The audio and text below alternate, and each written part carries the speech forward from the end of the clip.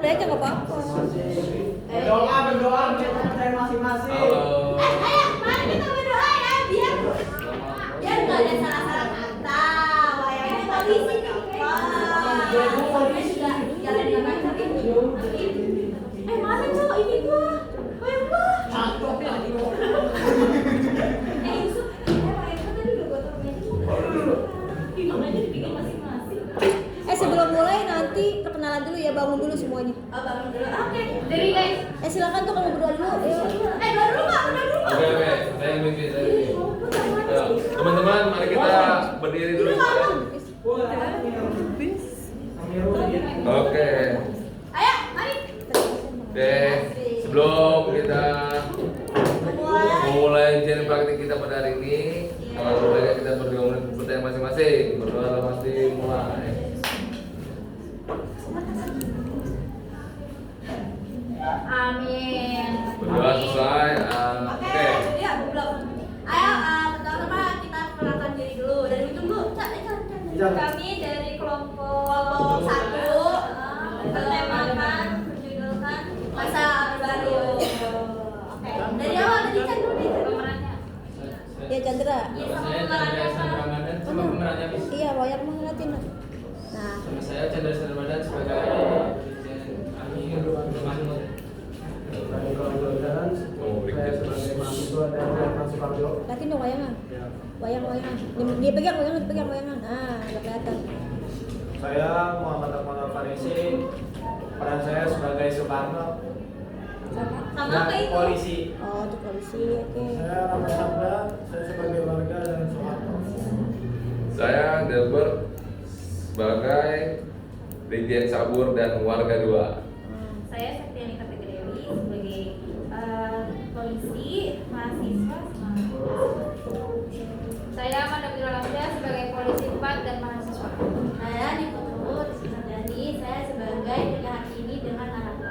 Saya Siti Fairunisa berperan sebagai M. Yusuf dan mahasiswa.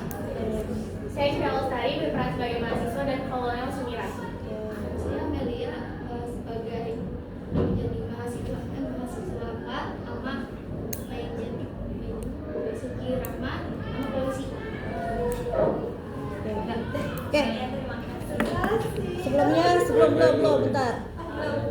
Oke, waktu kayu kan 40 menit. Nah, untuk sejarah Indo, penilaiannya itu ada kelompok dan individu. Yang dinilai itu alur cerita, bagaimana kalian menilai ceritanya, terus fakta sejarahnya, lalu bahasa yang kalian gunakan, sama kreativitas dalam tampilan. Gitu. Kalau di PKN alur demokrasi orde baru ya, dari awal sampai akhir gimana, mendalami peran yang kalian pegang masing-masing, nilainya sama, individu sama. Kalau untuk seni budaya itu dia bentuk anatominya sama kerapian dan kesesuaian jenisnya seperti itu. Terus nanti kan kita harus kumpulin, jadi nanti selesai tampil nanti nggak bisa semua buat dilihatin. Oke, silakan. Ya, lampunya matiin. Terus nanti ketika wayang jangan kelihatan ya kepala kalian ya. Wayangnya aja yang kelihatan. Jadi duduknya agak nunduk dikit. Kalau kelihatan dikurangin. Ya pokoknya kelihatan. Berarti nongol lagi nih. Iya, wayangnya aja. Kepala gigi turun. Jangan jongkok, duduk. Kamu duduk. Capek ntar kalau jongkok. Oke, silakan mainkan. Oh, Bluetooth-nya masih kesambung.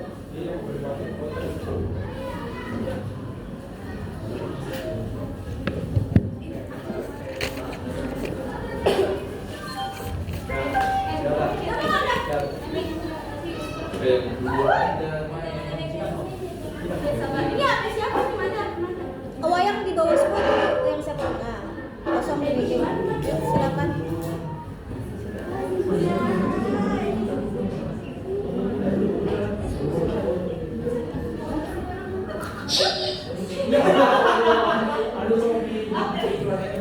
Ya, notifikasi Sopinya dibatin kan. Itu tadi Sopi. Sopinya dikondisikan kali ya. Ya, mesti saya juga.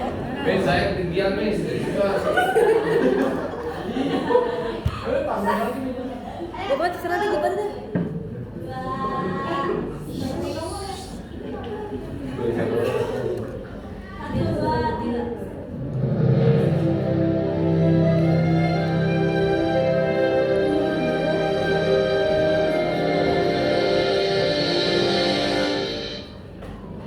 Masa transisi 1960 sampai 1967 bermula dari tragedi udara G30 PKI atau 30 September 1960 yang mengakibatkan adanya aksi yang diprakarsai oleh gerakan mahasiswa yaitu aksi Tripura dengan dalih bahwa pemerintahan Orde Lama yang lambat dan tidak tegas terhadap PKI yang dianggap sebagai bidang perusahaan G30 PKI. Bubarkan PKI! Rombak kabinet di Koran! Bubarkan PKI! Pada 11 Maret 1966 pagi, Brigjen Amir Mahmud selaku panglima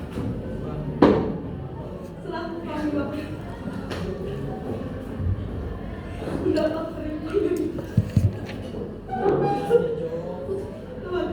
pada 11 Maret 1966 pagi, Brigjen Amir Mahmud selaku Panglima Polda Jaya mendapat dari ajudan Presiden Brigjen Sabur dan Istana Bogor.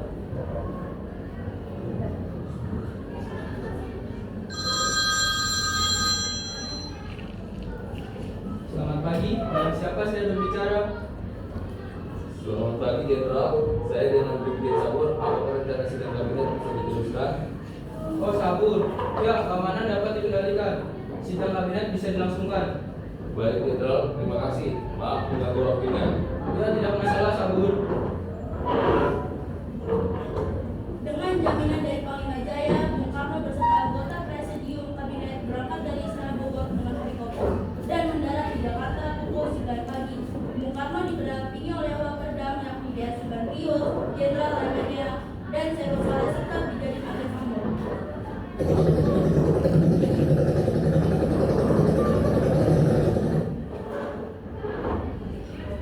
Mir, bagaimana situasi keamanan?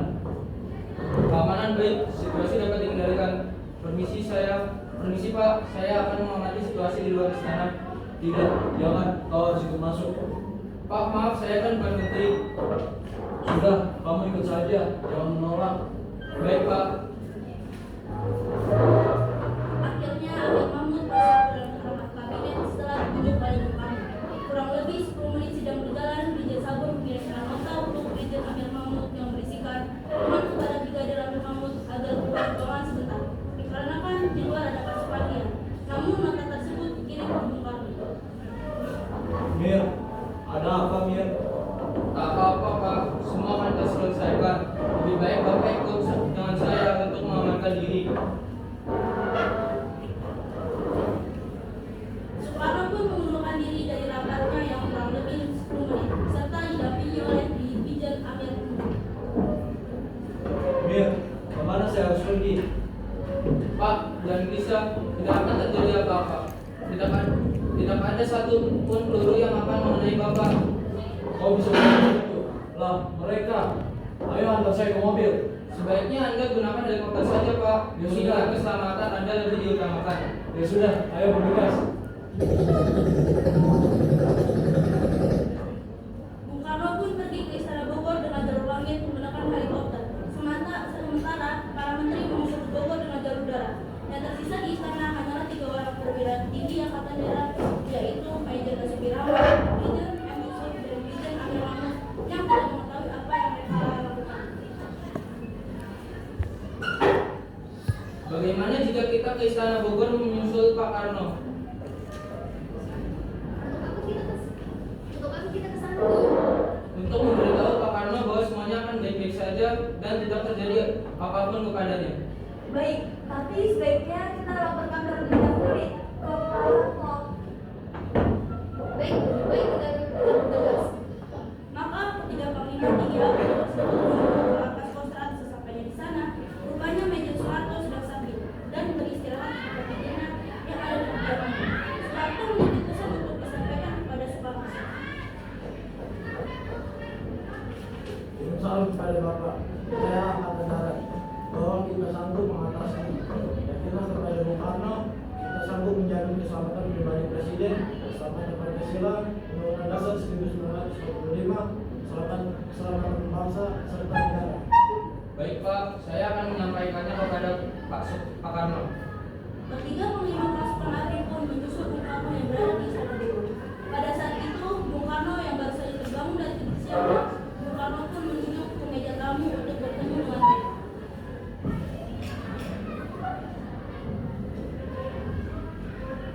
Ada apa kamu kemari? Begini Pak, saya bermaksud datang ke sini untuk menyampaikan apa yang Pak Harto sampaikan.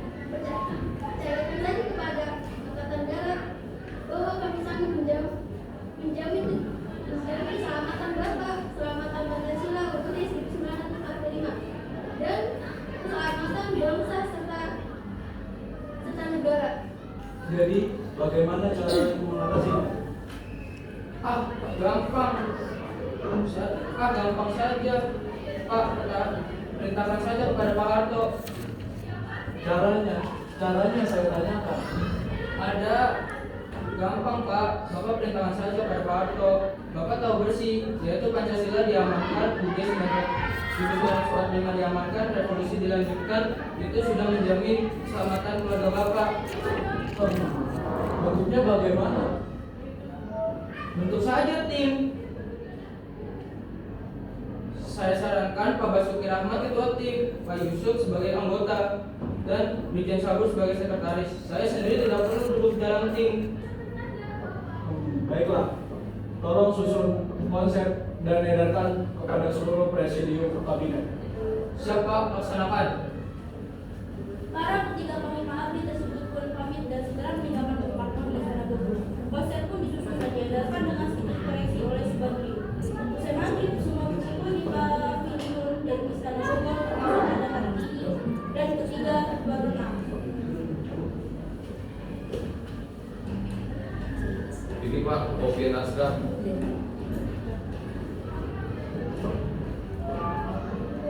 Baik, sebelum saya menandatanganinya, izinkan saya untuk membacanya terlebih dahulu.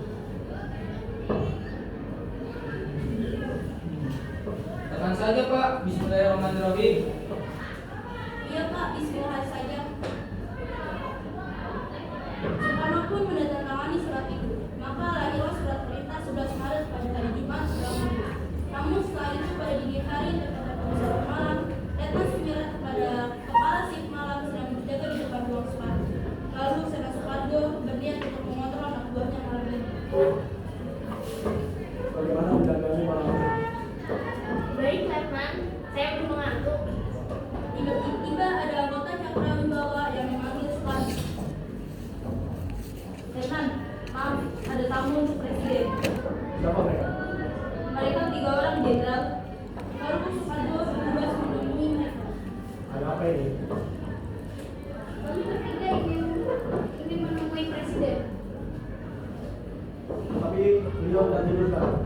Bangunkan saja, ini sangat penting. Baiklah, mau saudara-saudara menunggu di ruang tamu.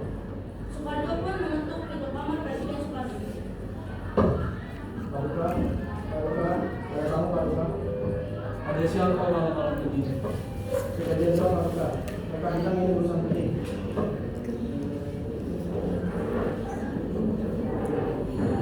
Soekarno pun dibangun dan menemui 3 jenderal. Mohon maaf mengganggu tidur Bapak. Kami hanya ingin Bapak mendatangani surat perintah ini.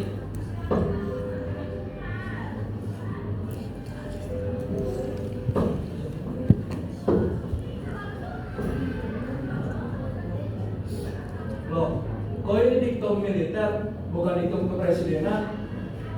Cepat saja Bapak tanda tangan surat perintah itu. Bismillah. Kedua jenderal tadi menodong Soekarno melihat hal itu. Soekarno tidak tinggal diam. Apa ini?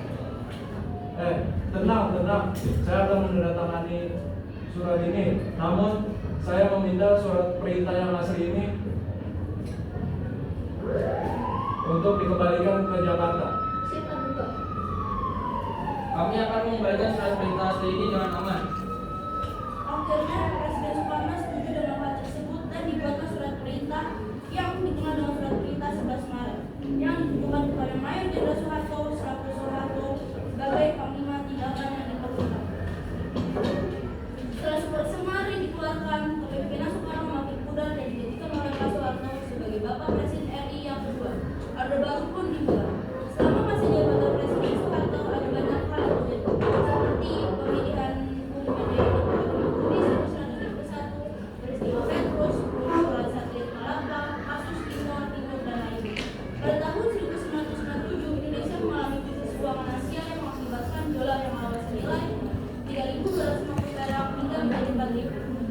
diperparah lagi pada 3 pekan pertama Januari 1998. Rupiah didepresiasi dari 4.800 perak menjadi 13.600 perak per dolar Amerika Serikat.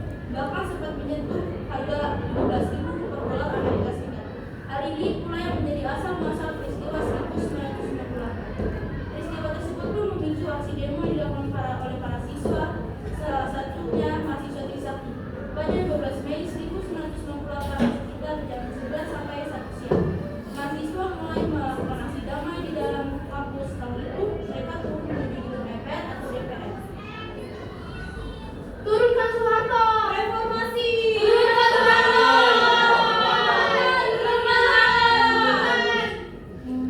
Pada jam 4:30, polisi memasang garis polisi dan meminta para mahasiswa untuk memberi jarak 15 meter.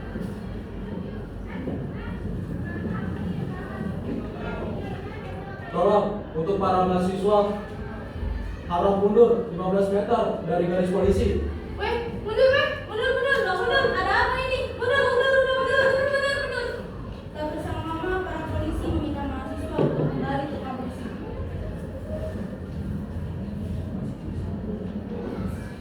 Weh, balik weh. Weh, ada apa ini? Kenapa kita suruh balik? Loh. Udah buruan balik. Ini makin kacau nih kondisinya. Udah buruan. Pada pukul 5 sore, tak bersama-sama terjadi keributan antara mahasiswa dan aparat polisi yang mengakibatkan suasana yang awalnya tertib dan damai berubah menjadi panas. Masih bocah sosokan ikut kayak gini. Loh, maksud Bapak apa? Bapak kalau nggak mau negeri ini maju, gak usah jadi polisi, Pak.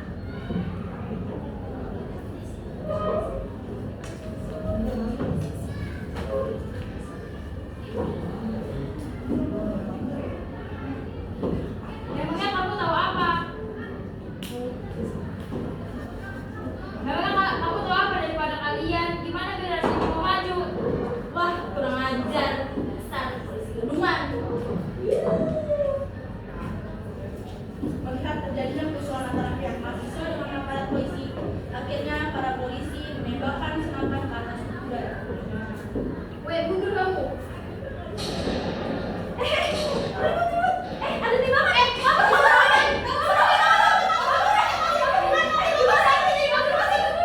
Dikarenakan terdengar suara tembakan, para aparat polisi menduga bahwa situasi sedang tidak kondusif dan mulai menembakkan senapan ke arah mahasiswa. Kok jadi gini? Sih? Mundur, siapa yang masing-masing ya? Tolong. Ada di depan polisi. Dan tiba dari mahasiswa Trisakti dan 2 warga sipil. Besokan harinya, setelah peristiwa tersebut sudah puas, para mahasiswa dan Jabodetabek melakukan aksi demo untuk mengenang para korban jiwa.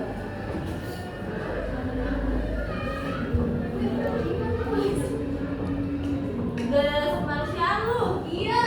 Sampai kayak demo apa kayak gitu. Belum kemanusiaan. Sering-seringnya hati. Iya. Kerusuhan makin menjadi-jadi antara mahasiswa dengan aparat hukum. Padahal pada saat itu pemerintah sedang melakukan pengumuman di negara Mesir hingga pada 14 Mei 1998. Terdapat isu bahwa Presiden Soeharto mengundurkan diri dari jabatan. Yang sebenarnya terjadi yaitu beliau mengatakan, kalau seandainya rakyat tidak menghendaki saya, ya sudah, saya juga tidak mengapa kalau saya mundur. Emang benar Soeharto mau mundur? Katanya, gue juga sempat belajar di koran. Wah, makin lama. Wah, mana belum ada konfirmasi dari pemerintah lagi. Makin lama. Dulu sih. Udah, tunggu aja nanti bakal kayak gimana jadinya. Ya bener. Pada 15 Mei 1998, Presiden Soeharto yang baru saja pulang dari kunjungan negara dan beliau membantah jika dia tidak pernah mengatakan bahwa ia akan mundur dari pemerintahannya. Namun aksi demo makin memanas hingga terjadinya aksi kerusuhan yang kuat hingga para mahasiswa berhasil menghindari gedung DPR dan duduk di atas gedung tersebut. Sisa gedung DPR! Sisa gedung DPR!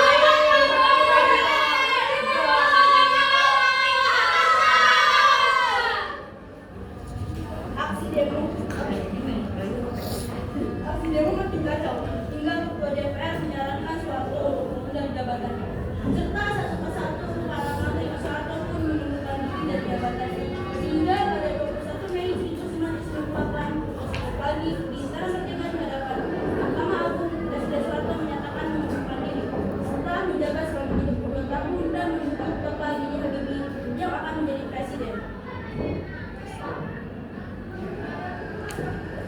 Sejak beberapa waktu terakhir, saya mengikuti dengan cermat perkembangan situasi nasional kita, terutama aspirasi rakyat untuk mendapatkan reformasi di segala bidang kehidupan bangsa dan negara. Atas dasar pemahaman saya yang dalam beragam aspirasi tersebut dan mendorong keyakinan bahwa sarana secara mungkin damai dan konstitusional demi terpelihara persatuan dan kesatuan bangsa serta kelangsungan pembangunan.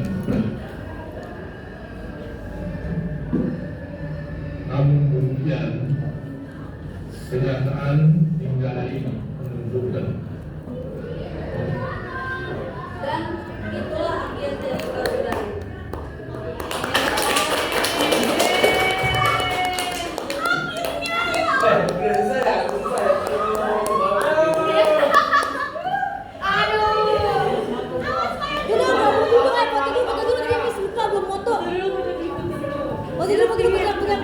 Pegang goyang, rapi bajunya.